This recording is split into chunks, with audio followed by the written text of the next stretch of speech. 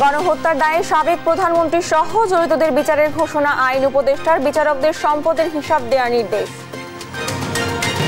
সাবেক আইনমন্ত্রী আনিসুল হক ও হাসিনার সাবেক উপদেষ্টা সালমান এফ রহমান গ্রেফতার, আদালতে নেওয়া হতে পারে আজ। বঙ্গবন্ধু মেডিকেল কলেজের শিক্ষার্থীদের উপর হামলা চালায় আওয়ামী লীগ ও ছাত্রলীগ নেতাকর্মীরা, মদতও দেয় চিকিৎসক কর্মকর্তারা। 1 মাস বন্ধ থাকার পর সারা দেশে পুরোদমে খুলেছে প্রাথমিক বিদ্যালয়। প্রথম দিনে অনেকটাই কম শিক্ষক শিক্ষার্থীর উপস্থিতি। এবং ইসরায়েলকে $20 মিলিয়ন সামরিক সহায়তার অনুমোদন যুক্তরাষ্ট্রের। রাফায় হামাসের 100 যোদ্ধা হত্যার দাবি।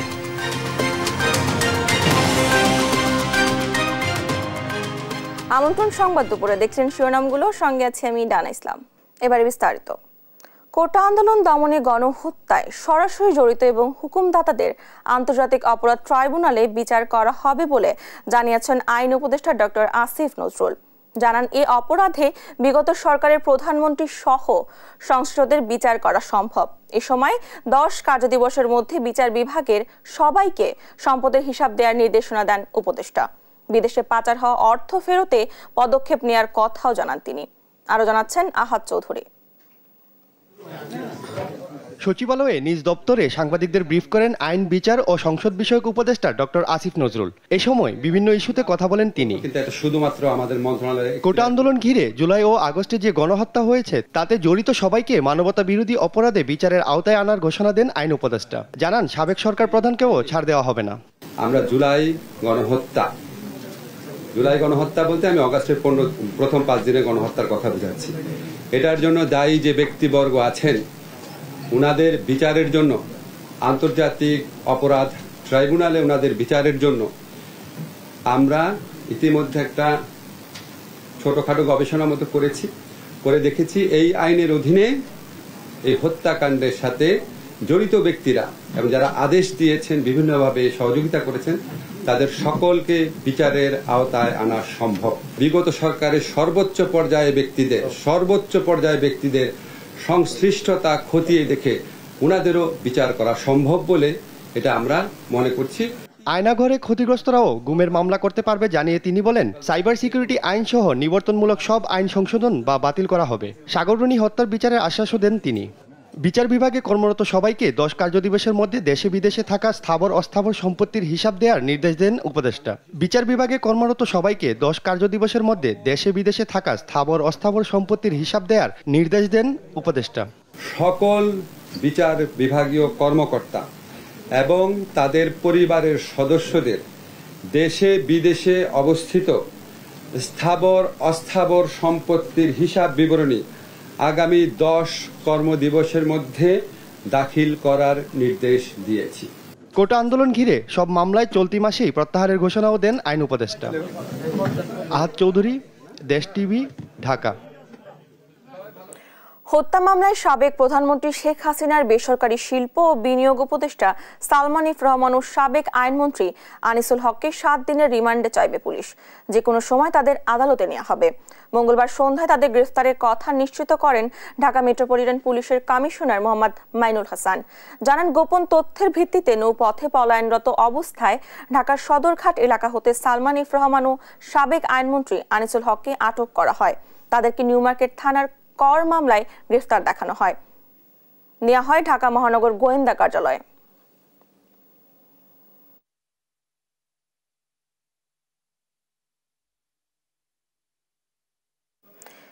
এ বিষয়ে বিস্তারিত জানাতে ডিবি কার্যালয় থেকে যুক্ত হচ্ছেন সহকর্মী সাদাত নিশাদ। সালমান এফ রহমান ও সাবেক আইনমন্ত্রী আনিসুল হকের মামলা নিয়ে বিস্তারিত আমাদেরকে জানাবেন।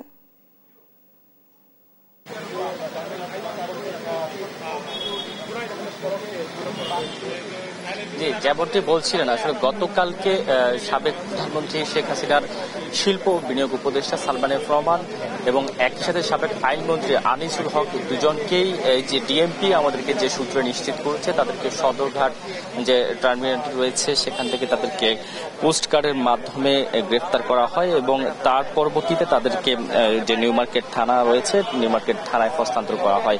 মূলত যে মামলায় তাদেরকে গ্রেফতার করা হয়েছে হয়েছে সেটি হচ্ছে গত 16 জুলাই যে বৈষম্য বিরোধী ছাত্র আন্দোলনের যে সেখানে সংঘর্ষের ঘটনা ঘটে এবং সেখানে দুজন নিহত হয়, একজন শিক্ষার্থী এবং একজন পথচারী সেখানে নিহত হয়েছে। এবং সেই ক্ষেত্রে কিন্তু আমরা যতটুকু জেনেছি সেই মামলা সেখানে দুটি মামলা হয় নিউ মার্কেট থানায় এবং ওই ঘটনার ইন্ধনদাতা হিসেবে সাবেক আইনমন্ত্রী আনিসুল হক এবং যে সালমান এফ রহমান দুজনকে গ্রেফতার দেখানো হয়েছে।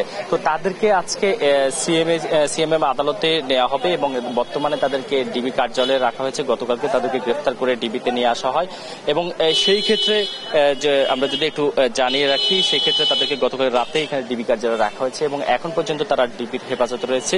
কিছুক্ষণ পরেই আমরা যতটুকু জেনেছি 12:30টার মধ্যে তাদেরকে এখান থেকে নিয়ে যাওয়া হবে এবং তারপর সেখানে যে সিএমএম আদালত রয়েছে সেখানে নিয়ে যাওয়া হবে এবং সেই ক্ষেত্রে আন্তর্জাতিক আদালতে বিচার হওয়ার সম্ভাবনা রয়েছে। এবং এই ঘটনায় তারা যে ইন্ধন দিয়েছে সেটি কিন্তু যে মামলার মাধ্যমে সেটি কিন্তু তারা নিশ্চিত করেছে যে বলতো এই ঘটনা কিন্তু তাদের ইন্ধন রয়েছে এবং একই সাথে দুজনের অনেক অনিয়মের কথাও কিন্তু উঠে এসেছে এবং বিশেষ করে আমরা জানি যে সালমান এফ রহমান তার যে বেক্সিমকো গ্রুপ সেই গ্রুপের মাধ্যমে কিন্তু সরকারি বেশ কিছু সুবিধা নিয়েছিল এবং সাবেক প্রধানমন্ত্রীর যে বিনিয়োগ উপদেষ্টার পরিচয়ে তিনি কিন্তু যে তার যে শেয়ার কেলেঙ্কারি রয়েছে সেই কেলেঙ্কারির ঘটনাগুলো কিন্তু অনেকটা লাঘব করেছে এই একমাত্র সাবেক প্রধানমন্ত্রী বিনিয়োগ উপদেষ্টার পরিচয়। এবং সেই ক্ষেত্রে আমরা যতটুকু জেনেছি 15,000 কোটি টাকার যে অনিয়ম, অর্থাৎ সেই ক্ষেত্রে তিনি কিন্তু বিভিন্ন ব্যাংক থেকে শুরু করে বিভিন্ন জায়গায় দখল থেকে শুরু করে প্রায় 15,000 কোটি টাকার কিন্তু যে তিনি মওকুফ করেছেন বিভিন্ন ব্যাংক থেকে। এবং এই অনিয়মগুলো কিন্তু একে একে সরকার যতদিন ক্ষমতায় ছিল তখনকার আমলে আওয়ামী লীগের সরকার সেক্ষেত্রে তার এই অনিয়মগুলো কিন্তু একেবারে আড়াল হয়ে যায়। বিশেষ করে 96 যে শেয়ার কেলেঙ্কারি সেক্ষেত্রেও আমরা দেখেছি সেটিও কিন্তু আড়াল হয়ে গিয়েছে যখন পরবর্তীতে আওয়ামী লীগ সরকার ক্ষমতায় আসে 2008 সালের পরে। তখন তিনি প্রথমেই যখন সংসদ সদস্য নির্বাচিত হয়ে তিনি তার শেয়ার কেলেঙ্কারি সেই কালিমা তিনি মুছেছিলেন এবং তারপর পরে তার একে একে অনিয়মগুলো বেরিয়ে আসে এবং তার ভাইয়েরও বেশ কিছু অনিয়মের তথ্য আমরা জেনেছি। এবং একই সাথে রাজনৈতিক যে বিভিন্ন পদ পদবি সেক্ষেত্রেও কিন্তু তার ব্যাপক অনিয়ম রয়েছে। সেক্ষেত্রে তার আর্থিক লেনদেনের মাধ্যমে পদ বিক্রি থেকে শুরু করে সংসদ সদস্যও বানিয়ে দেওয়ার মতো ক্ষমতা রাখত সালমান এফ রহমান। এমন এইসব অভিযোগের গুলো কিন্তু পর্যায়ক্রমে বাড়তে থাকে। একই সাথে যদি যে সাবেক আইনমন্ত্রী আনিসুল হক তারও কিন্তু বিভিন্ন তথ্য, বিশেষ করে যে ডিজিটাল নিরাপত্তা আইন থেকে শুরু করে যে এর পরবর্তীতে আমরা দেখেছি বিভিন্ন যে এই ঘটনাকে কেন্দ্র করে বৈষম্য বিরোধী ছাত্র আন্দোলনের ঘটনাকে কেন্দ্র করে আদালতের যে বিষয়গুলো সেক্ষেত্রে কিন্তু সাবেক আইনমন্ত্রী আনিসুল হকের একটি হস্তক্ষেপ এবং অনিয়মগুলোও কিন্তু উঠে আসে। তো সবকিছু মিলিয়ে এখন পর্যন্ত যে ডিবি কার্যালয়ের যে পরিস্থিতি সে অনুযায়ী আমরা দেখেছি ব্যাপক নিরাপত্তা এখানে রয়েছে, ডিবির সদস্য রয়েছে এবং সেনাবাহিনীর টিমও এখানে রয়েছে এবং কিছুক্ষণের মধ্যেই তাদেরকে এখান থেকে নিয়ে যাওয়া হবে এবং সেই প্রস্তুতি আমরা এখানে লক্ষ্য করতে পারছি। তো ডানা, এই ছিল ডিবি কার্যালয় থেকে আমার কাছে থাকা সবশেষ খবর। সাবেক উপদেষ্টা সালমান এফ রহমান ও সাবেক আইনমন্ত্রী আনিসুল হককে রাখা হয়েছে ডিবি কার্যালয়ে। এই বিষয়ে বিস্তারিত জানাচ্ছিলেন আমাদের সহকর্মী। 15 আগস্টের সরকারি ছুটি বাতিলের সিদ্ধান্ত নিয়েছে অন্তর্বর্তীকালীন সরকার। মঙ্গলবার অন্তর্বর্তীকালীন সরকারের প্রধান উপদেষ্টা ডক্টর মোহাম্মদ ইউনূসের সভাপতিত্বে উপদেষ্টা পরিষদের সাথে রাজনৈতিক দলগুলোর সঙ্গে আলোচনা শেষে এই সিদ্ধান্ত নেওয়া হয়।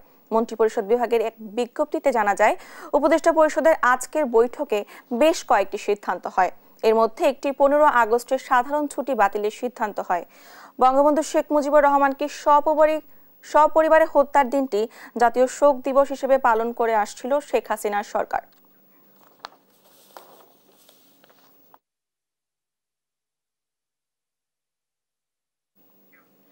বৈষম্য বিরোধী ছাত্র আন্দোলনের শিক্ষার্থীদের উপর হামলার অভিযোগ এসেছে বঙ্গবন্ধু শেখ মুজিব মেডিকেল বিশ্ববিদ্যালয়ের কতিপয় চিকিৎসক, কর্মকর্তা ও কর্মচারীর বিরুদ্ধে। প্রত্যক্ষদর্শীরা জানান, বিশ্ববিদ্যালয় প্রশাসনের সহযোগিতায় আওয়ামী লীগ ও ছাত্রলীগের নেতাকর্মীরা ভবনের ছাদ থেকে শিক্ষার্থীদের উদ্দেশ্যে ইট পাটকেল মারেন। এ নিয়ে আরো জানাচ্ছেন শাহেদুজ্জামান সাকিব। 4 আগস্ট সকাল 11টা, ধোঁয়ায় আচ্ছন্ন শাহবাগের বঙ্গবন্ধু শেখ মুজিব মেডিকেল বিশ্ববিদ্যালয়। রাজধানীর বিভিন্ন জায়গা থেকে এক দফা দাবিতে শাহবাগে জড়ো হচ্ছিলেন শিক্ষার্থীরা। সে সময় বিশ্ববিদ্যালয়ের উপাচার্য ভবন সংলগ্ন চত্বরের ভেতর থেকে শিক্ষার্থীদের উপর হামলার অভিযোগ ওঠে। জানা যায়, হামলাকারীরা আওয়ামী লীগ ও ছাত্রলীগের নেতাকর্মী ছিলেন। শিক্ষার্থীরা বিক্ষুব্ধ হয়ে বটতলা চত্বরে প্রবেশ করলে ছাদ থেকে অনবরত ইটপাটকেল ছোড়ার ছবিও হাতে এসেছে দেশ টিভির। সংঘর্ষের এক পর্যায়ে হাসপাতালের ভেতরে থাকা গাড়িতে আগুনও ধরিয়ে দেয় তারা। অবশ্যই ছাত্রলীগের আগুন লাগাইছে এই বঙ্গবন্ধু শেখ মুজিবুর মেডিকেলে। আমরা আগুন দিই নাই, এখানে আমরা শুধু ভিতরে ঢুকছি, তারা আমাদের দিকে বাইকে গেছে গা। ছাত্রলীগের বলা আগুন দিয়ে আমাদের নাম দিয়ে ধরা যাইতেছে। সন্ত্রাসীদের সাথে হামলায় সরাসরি অংশ নিতে দেখা যায় হাসপাতালের কিছু চিকিৎসক, কর্মকর্তা ও কর্মচারীকে। সেদিন আন্দোলনরত শিক্ষার্থীদের সাথে শাহবাগে উপস্থিত ছিলেন বৈষম্য বিরোধী ছাত্র আন্দোলনের সমন্বয়ক লুৎফর রহমান। পিজি হসপিটালের ভেতরে একদল মানুষ দৌড়দৌড়ি করছে। আমি যখন কাছে গিয়ে দেখি তাদের অনেকের গায়ে অ্যাপ্রন পরা, তখন আমি বুঝতে পারলাম যে তারা হচ্ছে চিকিৎসক বা হসপিটালের কোনো স্টাফ। তো তারপরে যখন আমি ভেতরে ঢুকে দেখলাম যে অলরেডি হসপিটালের ভেতরে কয়েকটা গাড়িতে দাউ দাউ করে আগুন জ্বলছিল। এই অগ্নিকাণ্ড বা অরাজকতায় প্রত্যক্ষ সাপোর্ট দিয়েছে এবং সরাসরি অংশগ্রহণ করেছে হচ্ছে পিজি হসপিটালের কিছু চিকিৎসক স্টাফ। নাম প্রকাশে অনিচ্ছুক একাধিক চিকিৎসকের সাথে কথা বলে ঘটনার সত্যতা পাওয়া যায়। তারা জানান, শিক্ষার্থীদের উপর হামলার ঘটনায় সরাসরি মদত দিয়েছে বিশ্ববিদ্যালয় প্রশাসন ও আওয়ামী লীগপন্থী স্বাধীনতা চিকিৎসক পরিষদ সাসিপ নেতারা। এ বিষয়ে কথা বলতে বিশ্ববিদ্যালয়ের ভাইস চ্যান্সেলর অধ্যাপক ডাক্তার দিন মোহাম্মদ নুরুল হকের অফিসে গিয়ে তাকে পাওয়া যায়নি। মুঠোফোনে কল করেও যোগাযোগ করা সম্ভব হয়নি। অফিসে আসেননি কোনো উপাচার্য ও প্রক্টরও। এদিকে শিক্ষার্থীদের উপর হামলার দায় স্বীকার করে বিশ্ববিদ্যালয়ের প্রশাসনকে পদত্যাগের দাবি জানিয়েছে চিকিৎসকরা। শাহিদুজ্জামান সাকিব, দেশ টিভি, ঢাকা। বাংলাদেশের শতভাগ রপ্তানির জন্য নির্মিত আদানির একটি বিদ্যুৎ কেন্দ্রের উৎপাদিত বিদ্যুৎ ভারতেও বিক্রির সুযোগ রেখে বিদ্যুৎ রপ্তানি বিধি সংশোধন করেছে দেশটির সরকার। নতুন এই সংশোধনীতে আনা অর্থ পরিশোধের বিলম্বের ক্ষেত্রেও দেশীয় সঞ্চালন লাইনে বিদ্যুৎ বিক্রির সুযোগ রাখা হয়েছে। ছাত্র জনতার গণ অভ্যুত্থানে স্বৈরাচারী শেখ হাসিনা দেশ ছেড়ে যাওয়ার প্রায় এক সপ্তাহ পর এই পদক্ষেপ নিয়েছে ভারত। দেওয়ান মুবাশিরা হোসেনের রিপোর্টে বিস্তারিত। আদানি শিল্পগোষ্ঠীর বিদ্যুৎ রপ্তানি সংক্রান্ত নিয়ম সংশোধন করেছে ভারত সরকার। শুধু বাংলাদেশে রপ্তানির জন্য আদানির যে বিদ্যুৎ কেন্দ্র ছিল, সেটা থেকে এখন ভারতেও বিক্রি করা যাবে বিদ্যুৎ। মঙ্গলবার ভারতের কেন্দ্রীয় জ্বালানি মন্ত্রণালয়ের একটি মেমো হাতে পেয়েছে রয়টার্স। বার্তা সংস্থাটি বলছে, তাতে একচেটিয়াভাবে একটি প্রতিবেশী দেশে বিদ্যুৎ সরবরাহ করতে 2018 সালে যে নির্দেশিকা দেওয়া হয়েছিল তা সংশোধন করা হয়েছে। এখন থেকে আদানির নির্মিত কয়লা ভিত্তিক 1600 মেগাওয়াট ক্ষমতার আলট্রা সুপার ক্রিটিক্যাল গোড্ডা বিদ্যুৎ কেন্দ্রের উৎপাদিত বিদ্যুৎ ভারতেও সরবরাহ করা যাবে। বর্তমানে ভারতের ঝাড়খণ্ড রাজ্যে আদানির শুধু এই একটি প্ল্যান্টই রয়েছে। চুক্তি অনুযায়ী এখানে উৎপাদিত 100% বিদ্যুৎই বাংলাদেশে রপ্তানির কথা। মেমোতে উল্লেখ রয়েছে, ভারত সরকার পূর্ণ বা আংশিকভাবে দেশের মধ্যে বিদ্যুৎ বিক্রির সুবিধার্থে জাতীয় গ্রিডে আদানিকে সংযোগের অনুমতি দিতে পারে। এছাড়া অর্থ প্রদানে বিলম্ব হলেও স্থানীয় গ্রিডে বিদ্যুৎ বিক্রির অনুমতি দেওয়া যেতে পারে।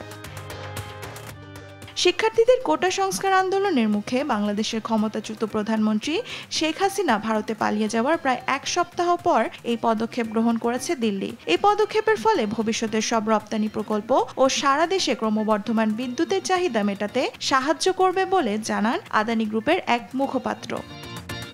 দেওয়ান মুবাশিরা হোসেন, নিউজ ডেস্ক, দেশ টিভি। বৈষম্য বিরোধী ছাত্র আন্দোলন ঘিরে প্রায় এক মাস বন্ধ থাকার পর খুলেছে প্রাথমিক বিদ্যালয়। তবে প্রথম দিনে কোমলমতি শিক্ষার্থীদের উপস্থিতি ছিল কম। কয়েকদিনের মধ্যে উপস্থিতি বাড়বে বলে আশা শিক্ষকদের। সহকর্মীদের তথ্যচিত্রে সালমা জাহানের ডেস্ক রিপোর্ট।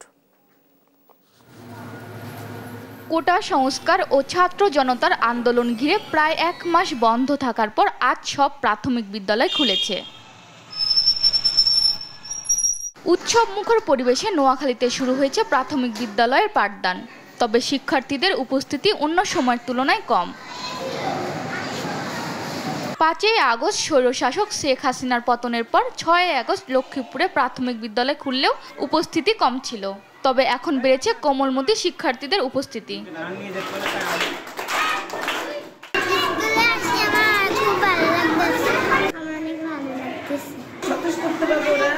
স্কুলে আসতেছে, আমরা তাদের ক্লাস করবো। এইভাবে সরকারি নির্দেশনা অনুযায়ী আমাদের পুরো দমের ক্লাস শুরু হয়েছে এবং আমাদের প্রথম দিন হিসাবে আমাদের উপস্থিতি অনেক ভালো। ময়মনসিংহে খুলেছে প্রাথমিক বিদ্যালয়ের দরজা। শিক্ষার্থীদের মধ্যে এখনো আতঙ্ক না কাটায় ক্লাসে উপস্থিতি কম। শিক্ষকরা বলছেন হোম ভিজিটের মাধ্যমে শতভাগ উপস্থিতি নিশ্চিত করা হবে। আগামী সপ্তাহ থেকে আমরা পুরো দমে চেষ্টা করবো আমার শতভাগ শিক্ষার্থী উপস্থিত রাখার জন্য। মাদারীপুরে 720টি প্রাথমিক বিদ্যালয় খুলেছে, তবে প্রথম দিনে শিক্ষার্থীদের উপস্থিতি কম। গ্রস্ত হয়েছে আমাদের বাচ্চাদের, তাদের জন্য আর কোনো সমস্যা না হয় সেই দিক যেন বিদ্যালয় কর্তৃপক্ষ দেখে। গত 17 জুলাই পরবর্তী নির্দেশ না দেওয়া পর্যন্ত সব প্রাথমিক বিদ্যালয় বন্ধ ঘোষণা করা হয়। সালমা জাহান, নিউজ ডেস্ক, দেশ টিভি। সারা দেশে স্বল্প পরিসরে শুরু হয়েছে ট্রেন চলাচল। এই বিষয়ে বিস্তারিত জানাতে লালমনিরহাট থেকে যুক্ত হচ্ছেন সহকর্মী জামাল বাদশা। জামাল, লালমনিরহাট দিয়ে কোন কোন রুটের ট্রেন চলাচল স্বাভাবিক হয়েছে জানাবেন আমাদের। ডানা, আসলে লালমনিরহাট থেকে কিন্তু লালমনিরহাট বিভাগীয় রেলওয়ে শহর হিসেবে এখান থেকে 12টি স্বল্প দূরত্বের ট্রেন চলাচল করছে।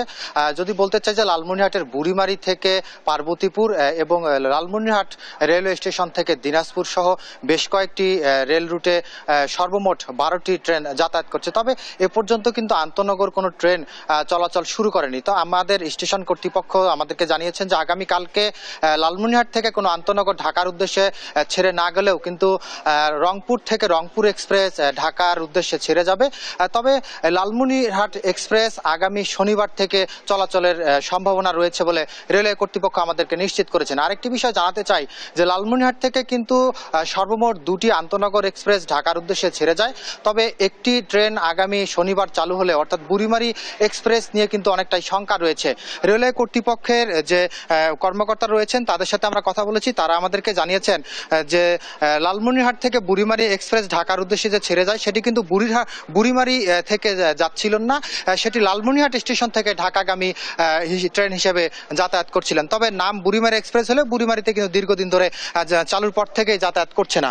আর আরেকটি বিষয় হচ্ছে যে এই টানা 9 দিন বন্ধ থাকার পর যে স্বল্প দূরত্বের ট্রেনগুলো চালু হয়েছে, সেই স্বল্প দূরত্বের ট্রেন চালু হলেও কিন্তু জনগণ যে যাত্রীবাহী ঢাকাগামী যে যাত্রীরা রয়েছেন তারা কিন্তু অনেকটাই বিড়ম্বনায় পড়ছেন ঢাকায় যাতায়াতের জন্য।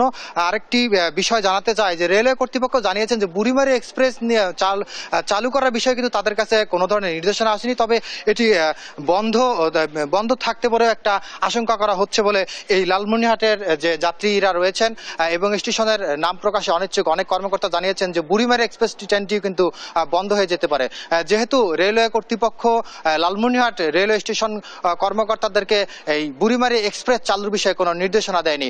সব মিলিয়ে স্বল্প দূরত্বের ট্রেন কিন্তু লালমনিরহাট থেকে সর্বমোটে 12টি ট্রেন চলাচল করছে।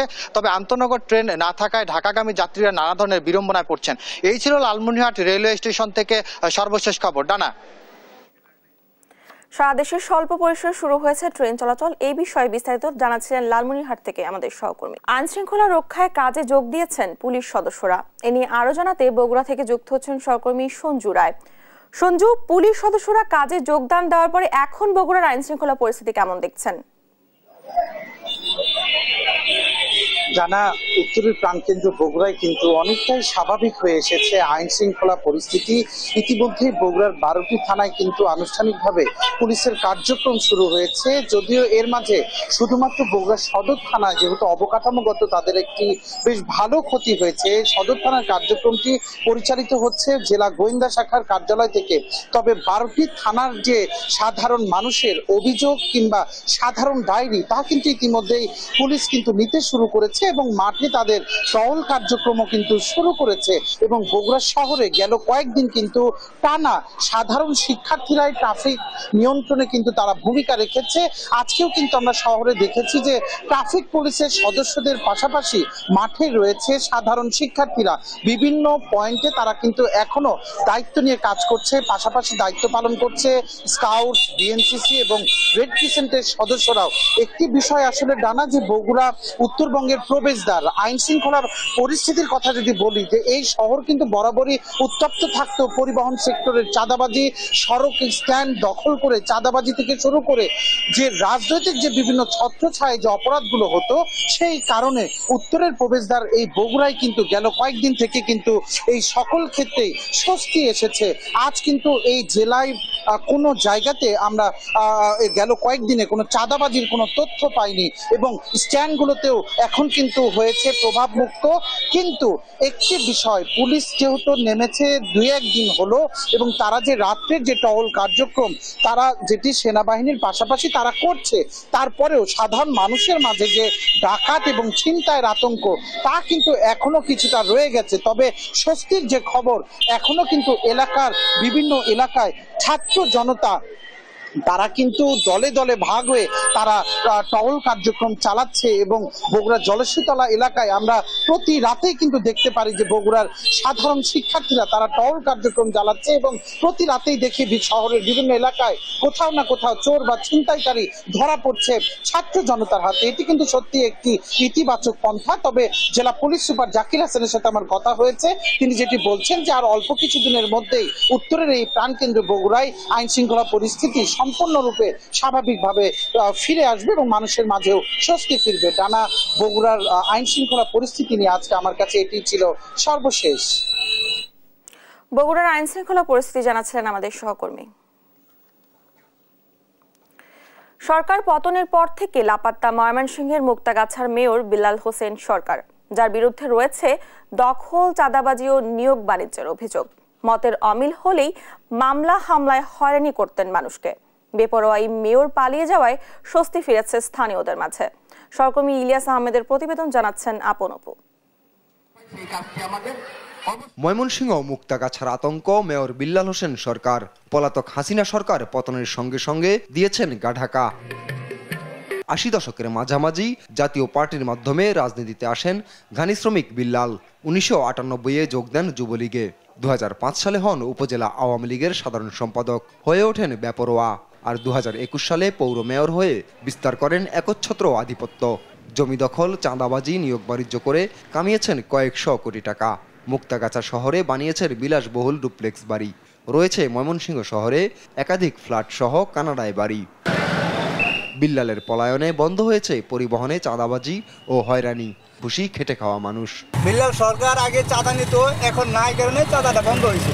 আমরা এখন চাঁদা দিচ্ছি না, এখন নিরাপদে চলতে পারতেছি, হাসি খুশি চলতে পারতেছি।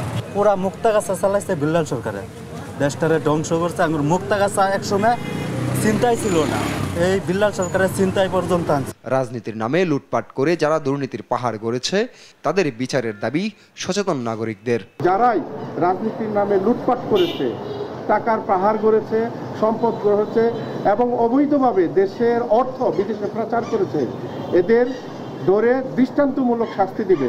এমন শাস্তি দিবে যাতে পরবর্তীতে রাজনৈতিক এই সেবায় এসে কেউ জনগণের অর্থ লুট না করে। গেল ৫ আগস্ট ছাত্রদের বিজয়ের দিনে ৭ কোটি টাকা নিয়ে পালিয়ে যাওয়ার সময় জনতার হাতে ধরা পড়েন বিল্লালের মেয়ে জামাই উপজেলা যুবলীগের আহ্বায়ক মাহবুবুল আলম মনি। এরপর থেকে মেয়র নিজেও নিরুদ্দেশ। নিউজ ডেস্ক, দেশ টিভি।